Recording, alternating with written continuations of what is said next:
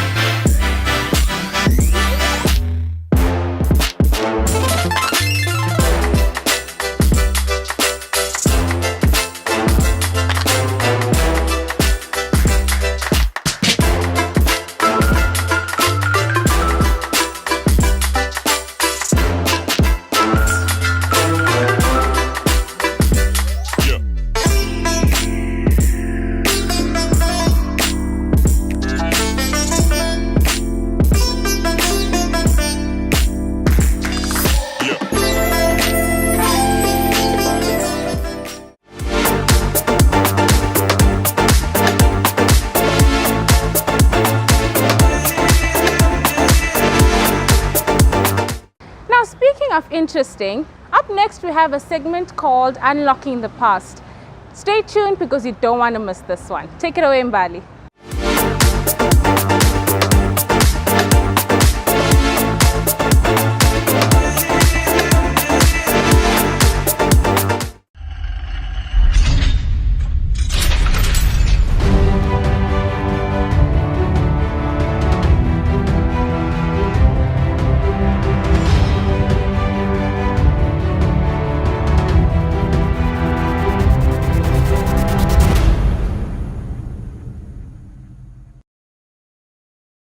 Welcome to Unlocking the Past, brought to you by the YPG Unlocked.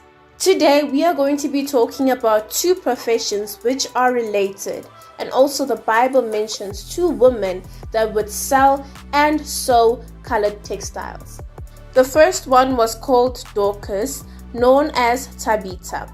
She was a generous person and sewed for others and also gave to the needy. She was also probably a widow. Dorcas was one of the followers of the disciples of Jesus, and it happened that she got sick and died. Then Peter was called to the city she lived, and when he prayed, she resurrected. She was well known in the community, and the Bible mentions that while Peter was praying, the people were holding the clothes that she made for them. And it is stated, quote, "And all the widows stood by him weeping," showing the tunics and garments which Dorcas had made while she was with them. After this, more people believed in Jesus through Dorcas' story. There is also a lady called Lydia who lived and worked in Philippi and was a seller of purple garments and became very wealthy. She would welcome the disciples into her spontaneous house and also help sponsor the spreading of the gospel in the early church. If we compared our current days to Lydia, she would have been a successful business person in the fashion world.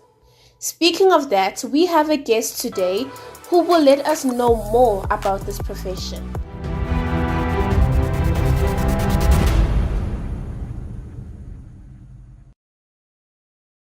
Hello, Mama Betty. Thank you so much for joining us in today's YPG Unlocked. Thank you, Mbali. Hello, YPG family. So what attracted you to this profession? I started when I was young. My mother, she was a tailor. I used to help her with sewing. That's where I started loving fashion designer. That's amazing. So in the times of Dorcas and Lydia, they used to have one expensive fabric, which was a purple colored fabric. So in today's age, what is the most expensive fabric?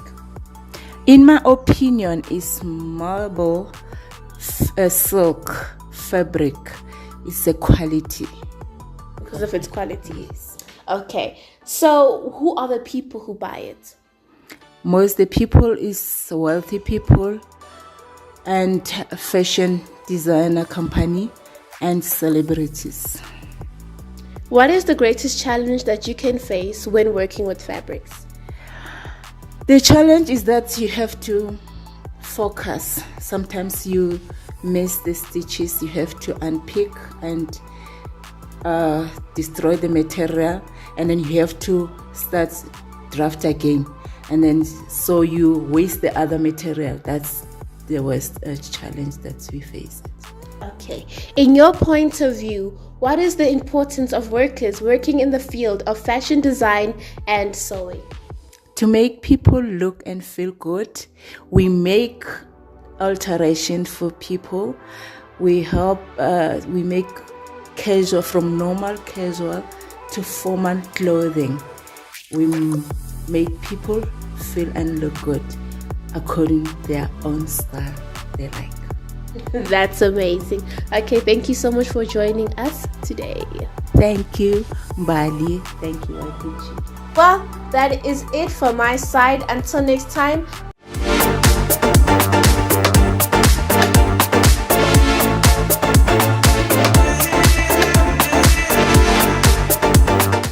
Wow.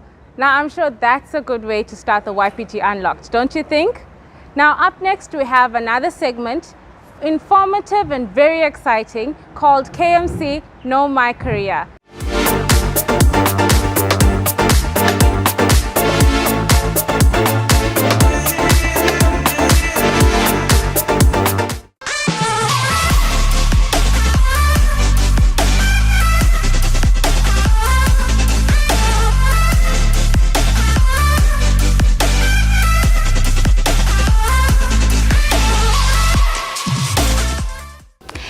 Thank you, Tina, and welcome to another KMC, Know My Career. Today we are live in Pietermaritzburg. My name is Sina Zongwate, and next to me I have Noxolo Ndlovu, who is an engineer. Well, maybe you are already asking yourself, is she an electrical engineer, chemical engineer? Well, she's going to introduce herself through a riddle. Maybe you can guess her career. Hello everybody, I am Noxolo Ndlovu, as Nazo has introduced me. I am in engineering. I will give you a little riddle so that you can guess what type of engineering I'm actually in. So here goes nothing. I can keep your shirt clean. I run, but I do not have legs. I can help you beat the thirst. Reticulation is my main core. Hopefully, as the interview goes by, you'll be able to know. Well, already the comments are beeping non-stop. Well, it is now showing in your screen. Noxolo is in water engineering. Well, it may be the new career that you are learning today. She's going to take us through each and every step. So, Noxolo, what made you to be interested in water engineering?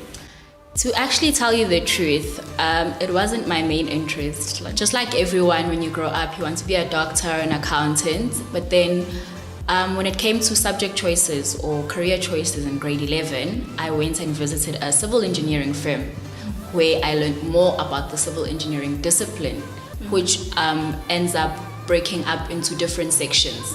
So then as time went by, I took a better liking to water engineering. So that's how I came about to actually deciding my career. Okay, so for someone who's watching us now, like which subject should I choose if I also want to be in water engineering?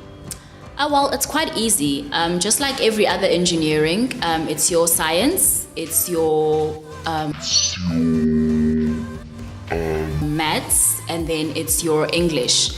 So you need to have those main core three to be able to be considered into an engineering course.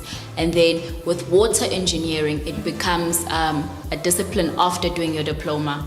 So you need a prerequisite of a diploma to be able to actually qualify to be into water engineering.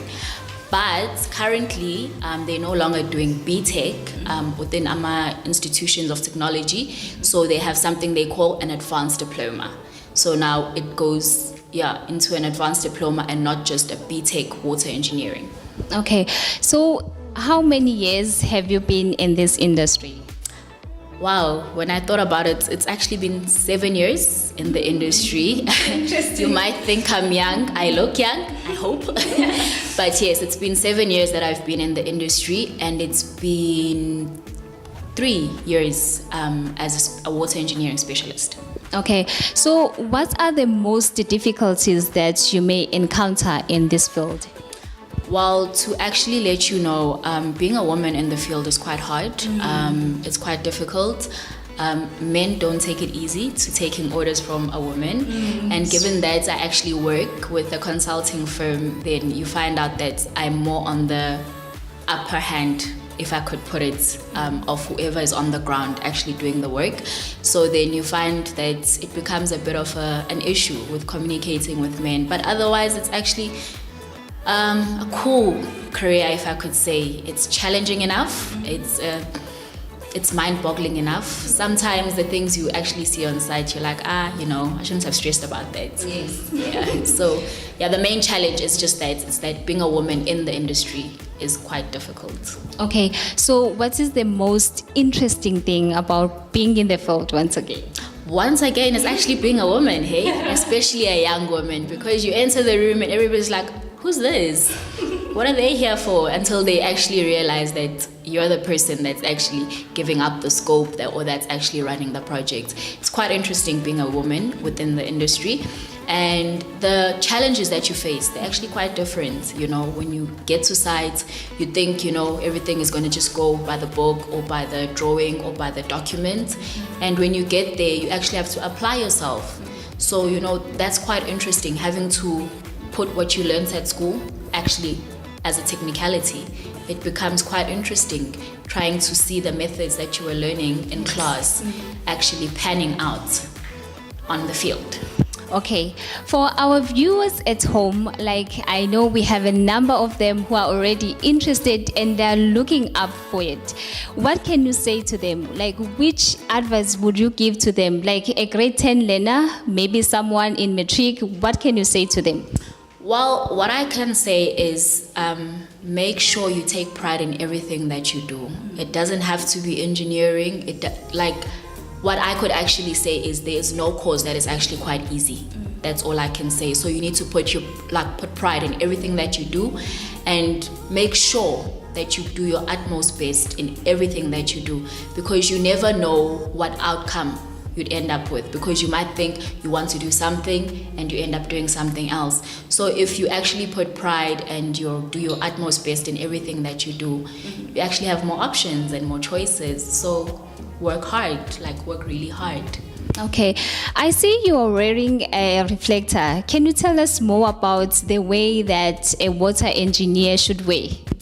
Well, it depends what kind of site you're actually on, you know, because most cases when you are going to sites, you need to be in your safety gear so that you are within the safety regulations for sites.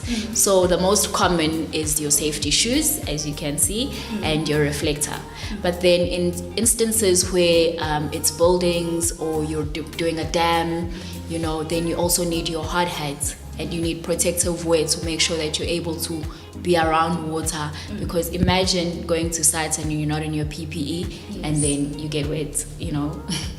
Well, that's it from our side. Back to you.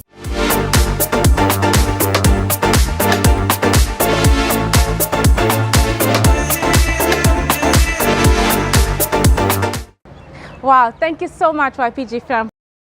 In our next segment, we have the If You Know, You Know, straight from Chogoza. Now, you don't want to miss this one.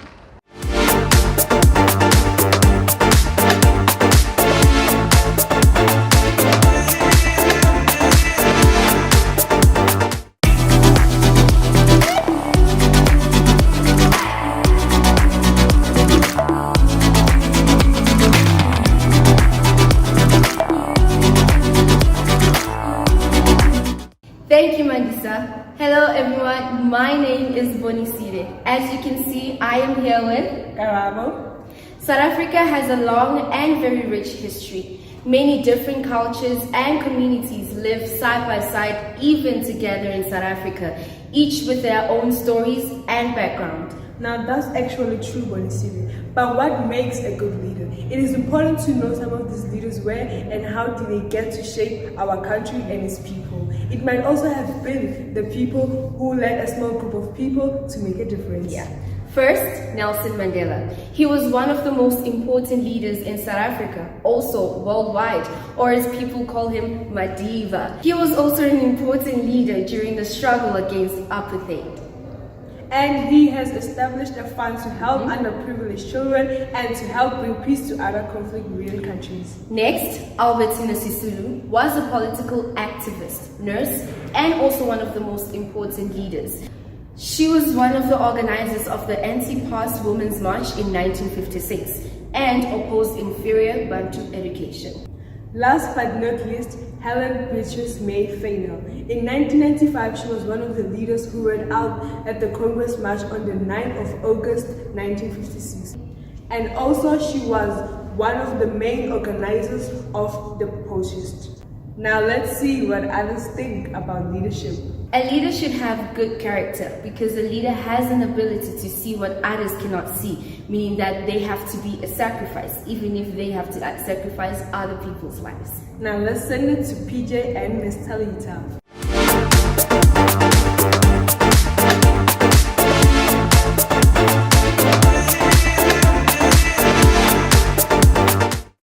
Hey, what's good, YPG fam? You're connected with us on one more YPG Unlocked. today we've got a different scenario, as you can see here behind us.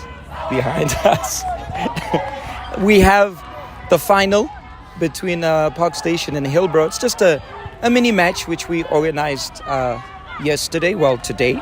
Those of you who are watching this now, you're watching it today. And this is yesterday. But either way, you guys are getting to see what's happening. Our theme this week is all for one, one for all. Was it one for all for one? One for all, all for one. All for one. You guys got it. And this is the spirit, Dali, which I saw here today. The unity of the YPG. We had volleyball, we had netball, we had chess, we had these ones here playing football, which is the final right now. You can probably see the vibes, the sauce here in the background. And what I saw today makes me more and more proud of being part of this family of the YPG. It puts inside of me.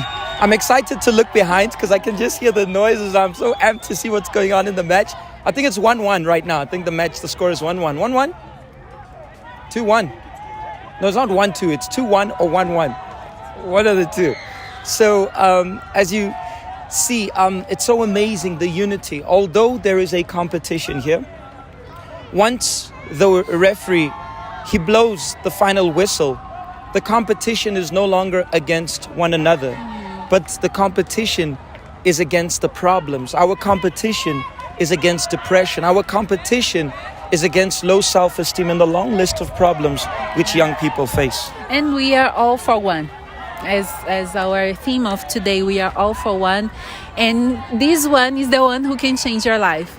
You see here, there is no alcohol, there are no drugs, there are no nothing that will make their conscience.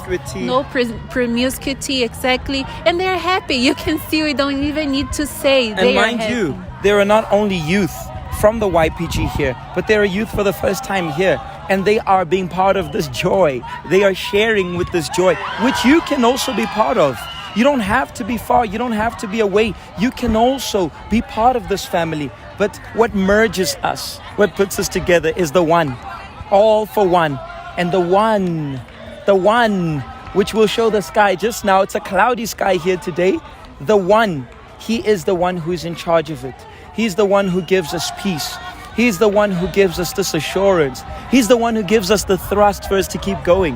It's going to end. Somebody's got to win, and somebody's not going to win here today. But that doesn't make you a loser in life. Because if you are winning against the internal battles, you can overcome all the other battles on the outside. You can overcome the challenges which you are facing in all the areas of your life.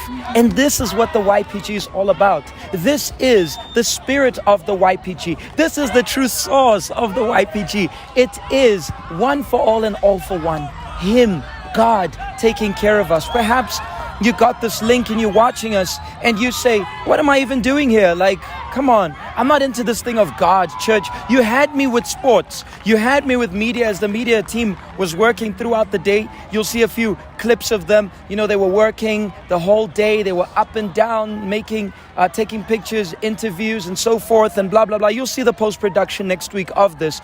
But all of that comes to an end. What happens when we all go home, when they all go home? Will this joy remain with them? It will remain with them if they are all for one, who is God. Exactly. And as we always say, there is no way for you to separate God from happiness. If you don't have him, you don't have happiness.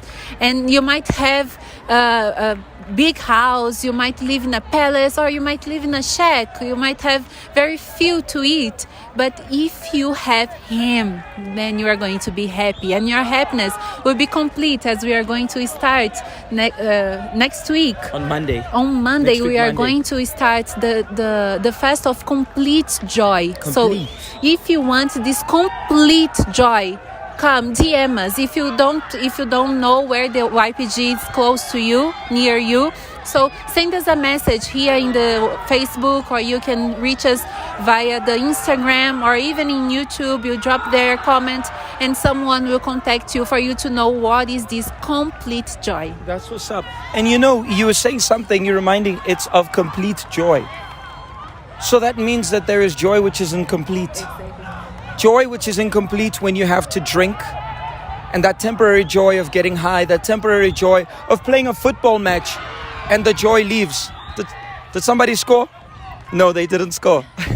But that complete joy which takes place with you in the midst of the storms, when you are faced with mountains, when you are faced with hardships, when hell is breaking loose, when the world is falling on top of you, but that complete joy remains inside of you. And this is what it is all about. This is what the YPG is all about. So I don't think I have much to say. I'm just really so overjoyed, not because of what's happening here, but overjoyed to say what I'm saying, to know and to share with each and every one of you the joy which I have, the joy which we have, which is not temporary, which we are going to face challenges. We have challenges. You have challenges. Our mentors who are behind the camera right now, the coordinators of the media who are behind the camera right now, they received this joy through the Holy Spirit, through the one who wants to give it to you. If you look right now, you guys can, Sipo, take the camera and show around. Just show the sky. I want you to look at the sky. Yeah, sorry for just the sky. The sky. Look at the sky. You see, He is watching over us. Wherever you are, whatever you are faced with in your life, whatever hardships that you are going through in your family, in your health, in your studies, in your career, in your profession, all of that can come to an end when you receive this complete joy. And this is the true source of the YPG, the life which we have to present to you guys in the YPG. So I think that's it. we done said it all.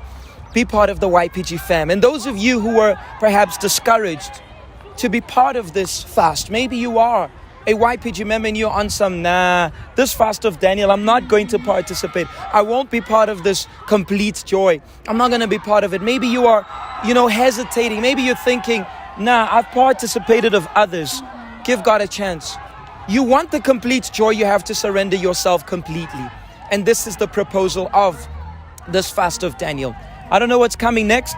I really don't know what's coming next from this segment, especially because we're not in the studio. Today, as you can see, we're not in the studio, we're out here, but you guys can be part of this great thing. You guys can be part of the YPG. That's what's up. You guys can be part of it as the program carries on. And not forgetting one thing that is important for those who are here for the first time and for those who maybe forgot, here in the YPG, we got too much sauce.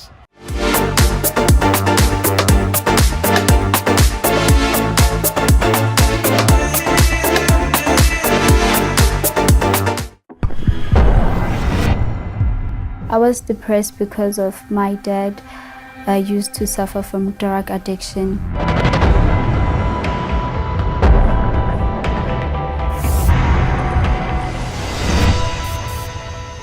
My mom had to move away with us because of my dad's drug addiction, and we went to stay with my stepfather, who was an alcoholic, and he was very verbally abusive. From there, I just started having low self-esteem and depression. I couldn't play with other children. I felt as if I was different. I could see other kids being happy, and I tried being happy, but it was not in me. It was just something. It was like every time when I tried to be happy, something would just drag me back to the sad reality of my life. And I felt as if my mom hated me because of my father's addiction, because of we had not same fathers with my stepdad. That the point that the sadness was so great that I started burning myself to lower the pain. While others were cutting their wrist, I would take a plastic comb and I would burn it, and then I would stick it to my skin and feel the pain. So that made me feel better, because of it made me feel as if the pain that I was feeling outside was nothing compared to what was inside. And I remember one time I got so depressed that in the middle of the night I woke up and I was thinking about my life, and I started cutting my hair, like my own hair. And that was when I was just so depressed. I always felt like if I could hurt my skin myself, I would feel better on the inside. I got introduced to Satanism and school with friends because of all the void that I was feeling. The Satanism thing came when I was 7. It seemed as if it was going to make me feel better, loved, because of that's what I was always feeling like. It was short in my life, love and being accepted. I remember one time they actually asked me to kill my family, and I pour paraffin on the food, but something happened and no one ate. Every time when I didn't complete a task which they asked of me, they would hurt me. Like I would find myself out of nowhere having cuts in my body, bleeding and everything. The worst moment of my life, I would say, it was the moment when I was sleeping at bed and I could feel them touching me, the group. And I remember from that night on, I started sleeping with the torch under the blankets because I was so afraid of what will happen. If they could come actually inside the house, what else could they do? The depression, I thought joining the Satanism group would make the depression go away, the void. At that time, I didn't even know I had depression. I felt as if I was special because of I was chosen by spirits. But at that time, I didn't understand that this thing could cause even more pain. And afterwards, the depression just went from 1 to 100. And I even felt more disgusted by myself because why would I accept to be in such a terrible group and everything? My mom used to always come to the church, and I grew up in the church, but I never really committed to the church. I just knew that you come to church, you pray, you give your offerings, then you get out. But as soon as I noticed that my life was really a mess and I learned about God, I knew that I needed a relationship with Him. I remember one time when it was on a Saturday and it was a youth meeting with the pastor, and then he started talking about if you have secrets, things that are eating you up inside, you should talk, find someone, talk to us. And in that moment, I really did believe that if I spoke to someone about the situation which I was in, someone could help me. So I started speaking to an assistant, another youth coordinator, a mentor. She told me to start making purpose every Friday prayer for my deliverance. And then I started coming on Fridays for 7 Fridays. On that 7th Friday, I remember it was like for the first time I actually could breathe. I felt something had changed in my life. I don't know how to explain it, but something just happened. And I remember at night again on that Friday, they came back, but this time it was different because I was not afraid of the Satanism group anymore. I believed that God was with me. Well, today I am free from depression, I'm free from suicidal thoughts, Satanism, low self-esteem. Now I'm a happy person. I am happy with myself. After everything and overall, I received the Holy Spirit, and with the Holy Spirit in me, it is like I always ask myself, why not sooner? It was like I could change the time and just receive the Holy Spirit at the beginning, because everything today, it's just like there has been a light in my life. It's like it was been a dark room and just all of a sudden the sun came inside. For other young people out there who are suffering depression or anything like that, I would recommend you to come to the church. Just come to God, and don't come as if you're coming just to church. Come to God, come with your problems to God, and just open up to Him, because He is our Creator at the end of the day. He knows everything about us.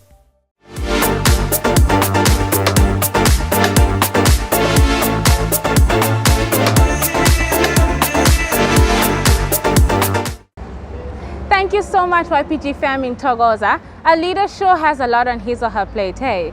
Thank you so much to PJ and Mrs. T for an informative theme of the week.